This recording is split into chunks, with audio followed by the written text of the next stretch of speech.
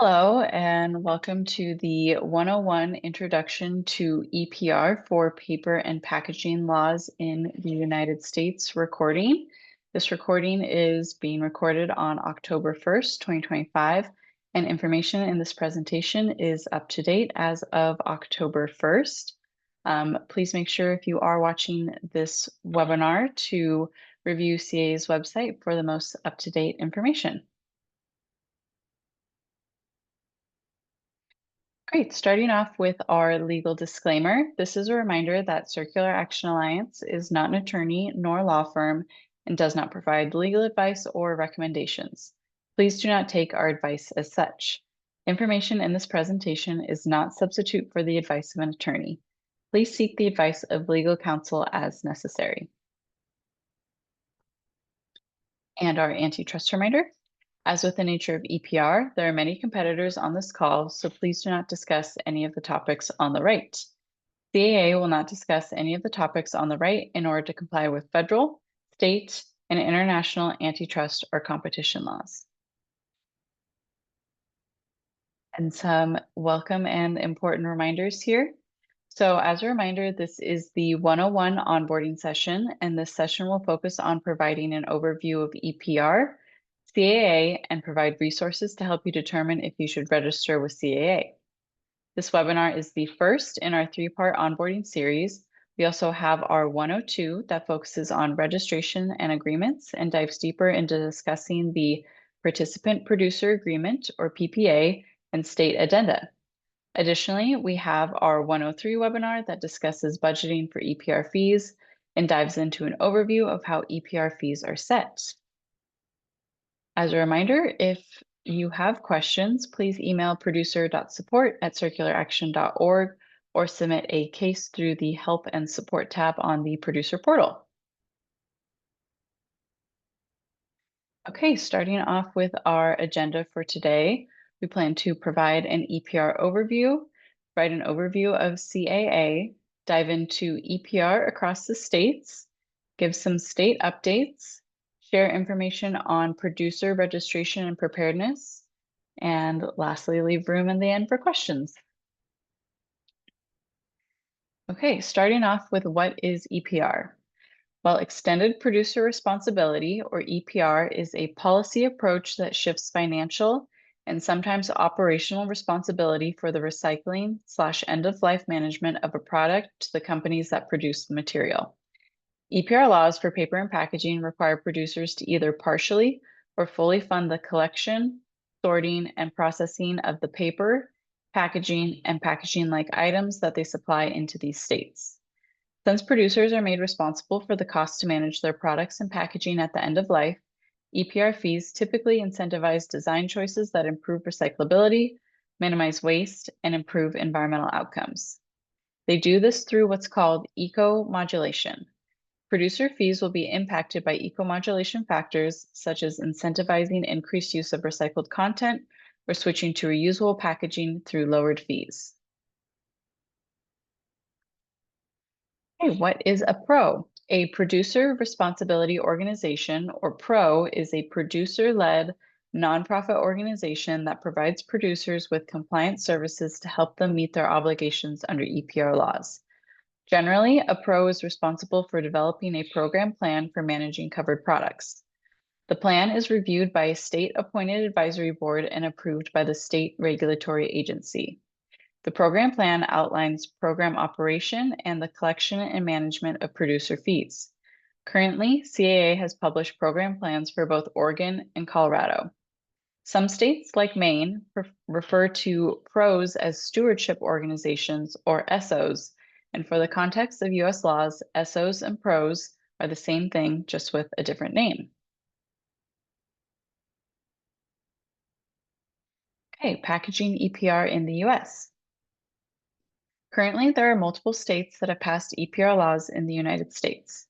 Of those states, CAA has been selected as the PRO in Oregon, California, Colorado, and Minnesota, and CAA has been selected as the PRO on the Advisory Council in Maryland. Maine and Washington have enacted their EPR laws, and Illinois, Hawaii, and Rhode Island are in the early stages of doing a needs assessment. Additionally, Maryland has officially signed and passed their EPR law, SB 901, in May, and Washington State passed their EPR law, SB 5284, also in May of 2025. Okay, a little bit about Circular Action Alliance. So, Circular Action Alliance, or CAA, is a U.S. producer responsibility organization, or PRO, dedicated to implementing effective extended producer responsibility, or EPR, laws for paper and packaging. As a nonprofit, producer led organization, CAA is committed to helping producers comply with EPR laws, delivering harmonized, best in class compliance services, and to working with governments, businesses, and communities to reduce waste and recycle more. CAA was founded in 2022 and is guided by producers representing the food, beverage, consumer goods, and retail industries. CAA is the only organization approved to implement U.S. EPR laws for paper and packaging and is operating as the PRO in California, Colorado, Oregon, and Minnesota. CAA has also been selected to represent producer interests and is the PRO on the State Producer Responsibility Advisory Council in Maryland. CAA's mission is to help producers comply with EPR laws, deliver harmonized, best-in-class services, and work with governments, businesses, and communities to reduce waste and recycle more. In order to meet our mission, CAA will meet state-specific regulatory requirements, leverage existing recycling systems and infrastructure, and advance the circularity of covered materials through collaboration with local governments, service providers, and recycling system stakeholders.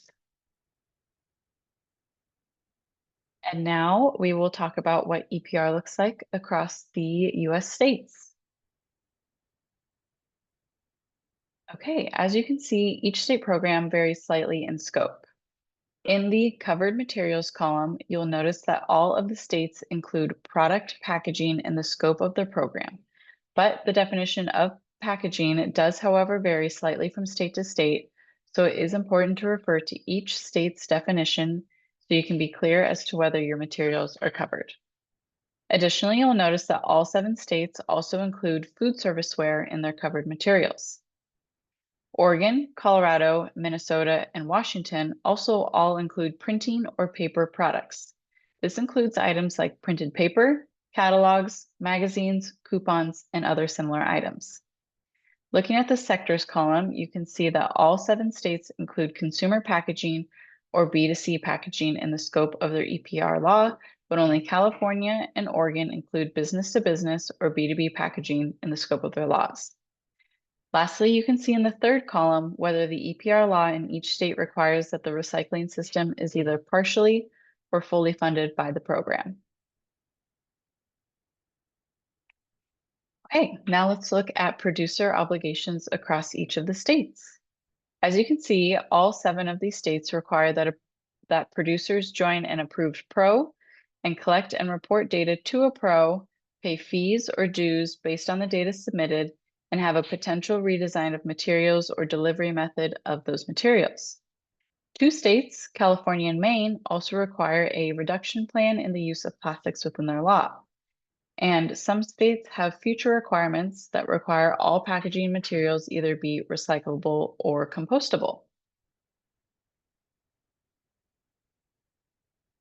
Okay, so here are some key points about those last 2 compliance obligations that were discussed on the previous slide. We'll focus here specifically on California. So the requirement for all packaging to be recyclable or compostable is an individual compliance obligation. This means it applies to all producers and all covered materials under the EPR laws. Each producer is responsible for ensuring their packaging meets this standard. On the other hand, the plastic source reduction requirement is an industry-wide goal. Producers as a whole must collectively reduce plastic use by 25%. This is not a target for each individual producer. CAA, as the PRO, will lead efforts to implement this reduction across the industry in states where source reduction is required.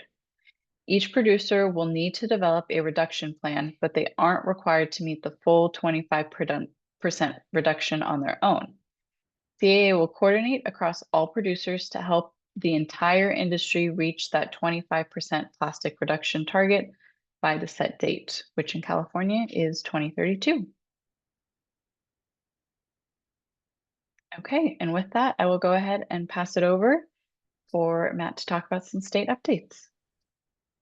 Great, thank you. Once again, these state updates are as of today, October 1st, 2025, but I'm happy to go through some recent updates for various states that have passed EPR laws. Starting with California, a new version of the California SB 54 draft regulations was issued on August 22nd, commencing a 45-day formal rulemaking comment period that ends on October 7th. CalRecycle will also hold a hybrid public hearing on October 7th. The California reporting portal with CAA, the interim state addendum, and early fee range estimates are available through CAA, including our additional California-specific guidance documents that are live on the portal. There's also a definition of producer document available for anyone who visits our website on our Producer Resource Center. The California Baseline Producer Report using 2023 calendar year data is due on November 15th, 2025. And our California team is preparing public consultations on the program plan elements beginning in October. In Colorado, CAA Colorado is pleased to share that on August 13th, 2025, the Producer Responsibility Advisory Board in the state voted to recommend approval of CAA Colorado's amended program plan. This recommendation is a significant milestone on the way to successful implementation of EPR in Colorado, and by voting to approve, the advisory board stated that the amended program plan meets the requirements of the Producer Responsibility Program for the statewide Recycling Act. The Colorado due schedule for 2026 and preliminary eco-modulation justification guidance will be released at the end of October. We are also thinking that it's possible that it could be the beginning of November, but we are working diligently to get that released as soon as possible. So it is great to see that ahead of the January 1st, 2026 program launch for Colorado, our program plan is continuing to progress towards final approval. We expect that to be done before the end of 2025. Moving on to Oregon, which was, of course, the first state to actually begin its EPR program that started on July 1st, 2025. So here are some more state updates that we can provide in relation to the actual program start and some of the initiatives that have started as a result of the program kickoff. So on September 12th, DEQ approved the Bonus C program plan amendment with a few directed changes. We are working to develop guidance for that in November. Oregon's statewide advertising campaign launched on August 1st, including video, radio, online, and social media. So residents in Oregon and businesses can find clear guidance, accepted materials lists, and program updates at recycleon.org/Oregon. And the first Recycle On Center officially launched, the launch event is planned for October 15th, 2025, and will kick off the opening in 5 counties, which we are very excited about. And lastly, for Oregon, Rulemaking 3 began in September and is expected to continue through February 2027. Moving on to Maine. So Maine's Department of Environment Protection released a third draft of their covered materials list, and our CA team is preparing comments to submit back to DEP in Maine. Rulemaking is covering the materials list and changes due to the passage of Maine's cleanup bill. That's LD 1423. That was passed back in June. So there is a public hearing on October 16th as a part of the rulemaking process. And lastly, a request for proposal will be issued by Maine later this year. I believe this was previously stated for September, but this has been pushed back just slightly. So we're still anticipating that to select the stewardship organization responsible for managing the state's EPR program. And our CAA team is continuing to work to prepare an outline of our application. Moving on to Maryland, CA is the appointed pro and serves as the single pro representative on Maryland's Producer Responsibility Advisory Council. We do anticipate draft rules to be released in October, and Maryland does plan to do 2 packages of rulemaking. The first focused on covered materials lists and exemptions, and the second starting in the summer of 2026. Great, and our last 2 updates for today. In Minnesota, producers were required to register with CAA by July 1st, 2025. So we did also have the Minnesota Interim State Addendum Consultation Survey that went through July 18th. CAA has deferred the finalization of the Minnesota Interim State Addendum for the time being, however. And Minnesota's preliminary needs assessment is due at the end of 2025, and a full needs assessment is due at the end of the following year of 2026. We do plan to submit our program plan in 2027 for approval in 2028. And lastly, in Washington, on May 17th, the governor signed the Recycling Reform Act into law, paving the way for EPR in the state of Washington. Pro appointment is required by the state by the 1st of January 2026. So our CA team is mobilizing accordingly today. And Washington's needs assessment is due by the end of next year, December of 2026. Great, so that does it for our state updates. We are now going to move into our registration process and ensuring producers are prepared for some deadlines that have already occurred in 2025 and some upcoming deadlines that we have between now and the end of the year. So we will start with our producer journey. So here is a high-level look at the producer journey. I'll start kind of from left to right with the first register step. So the first step for producers is to register with Circular Action Alliance, which involves filling out the registration form, signing the Participant Producer Agreement, or PPA, and any corresponding state addenda for state-specific obligations. These are all legal agreements that outline the obligations of producers and CAA. Once registered, producers gain access to educational forums and resources, including detailed reporting guidance to help producers prepare for reporting deadlines or catch up on reporting if there are deadlines that producers have missed thus far in 2025. CAA is still accepting registrations in California, Colorado, Minnesota, and Oregon.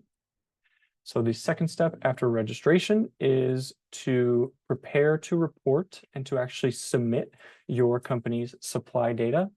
CAA does have resources to support producers in determining their obligations. These include things like onboarding sessions, guidance on covered materials and producer definitions, reporting workshops, monthly webinars to support preparation for upcoming deadlines, and frequently asked questions that are hosted on our website under the Producer Resource Center. The last step in the producer journey is to pay producer fees for submitted reports. Now, in Colorado, these are called dues, but functionally, fees and dues are the same thing across US states. Diving a little bit into questions you may be asking yourself if you are working to potentially get registered. The first kind of most important question to ask is, how do I know if I am an obligated producer? So we do like to split this question up into kind of 2 sub-questions. The first is, are the materials associated with my products covered by EPR laws? And the second sub-question is my business the responsible producer for those materials? So I'll speak a little bit about that first sub-question before moving on to the second. So are the materials associated with my products covered by EPR laws? EPR laws for packaging and paper do vary from state to state, but are generally designed to apply to single-use packaging, paper, and some disposable products. As a first step in the process of identifying whether your company has obligations under an EPR law, companies should review with their attorneys the definitions of each material type to determine whether the materials associated with the products placed in the state market are subject to EPR laws. Second, companies should review the producer hierarchy associated with the covered materials to determine if their business is the obligated producer for those materials. This does kind of lead us into the second sub-question: is my business the responsible producer for those materials? Only the company identified as the obligated producer for the particular material type will need to report and pay fees. Generally, primary obligation is placed on the brand owner, and only in rare circumstances may the packaging manufacturer be obligated as the producer. CA does have a number of guidance documents for producers to help answer these first couple of questions on our Producer Resource Center. Here is a quick overview of the registration process producers will go through. The first step in the registration process is to complete the registration form on CAA's website. The form will ask you to provide company information and contact information for a primary contact and an authorized representative. The primary contact is CAA's first point of contact if we have any questions for your organization. They also receive invoices from CAA, and they receive all of our email updates. You could think of the primary contact as your company's project manager for EPR. And the second role, the authorized representative, is the individual who receives the legal agreements like the PPA and the state addenda from CAA to sign on behalf of your company. So after submitting the initial account registration form, CAA will process your information and send your authorized representative a copy of the participant producer agreement for signature via DocuSign. Once the PPA is signed, you'll gain access to reporting guidance and will be sent credentials to our producer portal where you can actually submit your state reports to CAA. For each state report, for each state where you are obligated in, companies will sign a specific state addendum that outlines state-specific requirements and formalizes your obligation.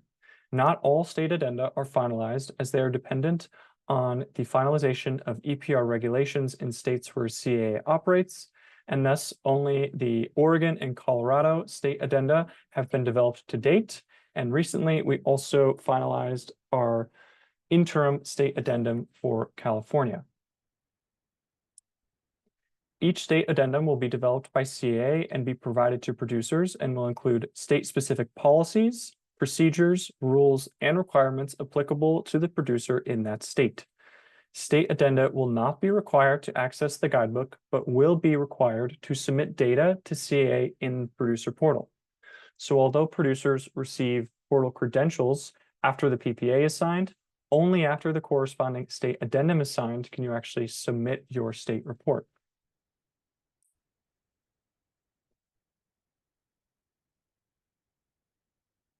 Here is our 2025 producer timeline. Again, this is being recorded on October 1st. So I will go through each of the 4 states here, starting with Oregon at the top. Oregon was the first state to have a reporting deadline. That was back in March 31st of 2025. The data year that producers were to submit by March 31st was 2024 data.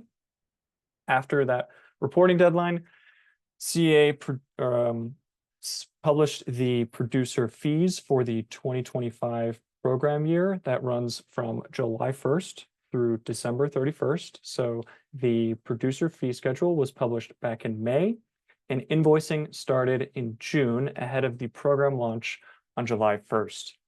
And on August 15th, Bonus A LCA reports were due. And now, as we are nearing the end of 2025, we are getting ready to publish the 2026 fee rates for Oregon. That importantly will be different than the 2025 fee rates for Oregon. We expect to have those published in our producer portal. And again, credentials are issued to producers who have registered with CAA and signed the participant producer agreement. So those will be published in the portal in late October or early November. Moving down to Colorado, which was the second state that had a producer material supply report due. That was back on July 31st. Like Oregon, producers were to submit 2024 calendar year data, and that is being used to set fee rates for the 2026 program year for Colorado, which starts on January 1st, 2026. Similar to Oregon, we are expecting to have the EPR due schedule published in the producer portal in late October or early November. Before the program starts, we do expect invoicing for both Oregon and Colorado to start in January 2026. Moving on to California, the registration portal opened for California in our producer portal on August 1st. The producer registration deadline was September 5th, and our reporting portal ahead of the November 15th reporting deadline for producers in California opened, yes, at the end of September. So producers have a couple of months to get their 2023 data year submitted to CA for California. I'd like to repeat that again, as this is different than Oregon and Colorado, that California is using 2023 as the baseline data year for the November 15th supply report. Lastly, for Minnesota, there's no supply report due in 2025, but there was a producer registration deadline on July 1st. If you have missed that deadline, you are still able to register in Minnesota and actually register and submit a late report in any of these 3 states if you have missed any of the deadlines we just went over in this slide. Quick note on Colorado producer reporting. We did see strong participation in Colorado's 2025 producer reporting cycle. And if you have missed that July 31st deadline for Colorado to submit your 2024 calendar year data, you should please work to submit your late report as soon as possible. And as discussed in the previous slide, the 2026 Colorado EPR due rate schedule will be published in the producer portal in Q4, either late October or early November. And invoices for Colorado will begin to be issued in January of 2026. Lastly, a reminder, effective July 1st, 2025, obligated producers in Colorado must be participating in the program, which includes reporting by July 31st to remain compliant with Colorado's EPR law. Our last slide for today is a reminder on California registration, as registration for California looks a little bit different than the other 3 states that we've gone over. So California's draft regulations require obligated producers to register with CalRecycle to comply with extended producer responsibility requirements in the state. CA launched California registration in the producer portal on August 1st. And unlike Oregon, Colorado, and Minnesota, where when you complete the initial registration form, you can indicate registration in those 3 states. You can do the same in California. You can indicate initial registration, but to complete your registration, you must navigate to the state registration tab in the producer portal and finish the registration steps for California there. So you will be asked to choose one of the following, either pro reporting or self-reporting. Pro reporting is where CA manages your registration and reporting to CalRecycle, and self-reporting is where you manage your registration and reporting to CalRecycle, in addition to your registration and reporting obligations with CAA. We do recommend that producers select pro reporting, as this provides the most streamlined approach to ensuring that you are compliant with California EPR laws. And also with pro reporting, there are no additional steps to register separately or report separately with CalRecycle. And again, if you select self-reporting, you will still register and report to CAA, but on top of your CAA obligations, you will also be required to self-report and self-register with CalRecycle directly. So if you'd like to avoid those additional steps with CalRecycle, we do recommend pro reporting.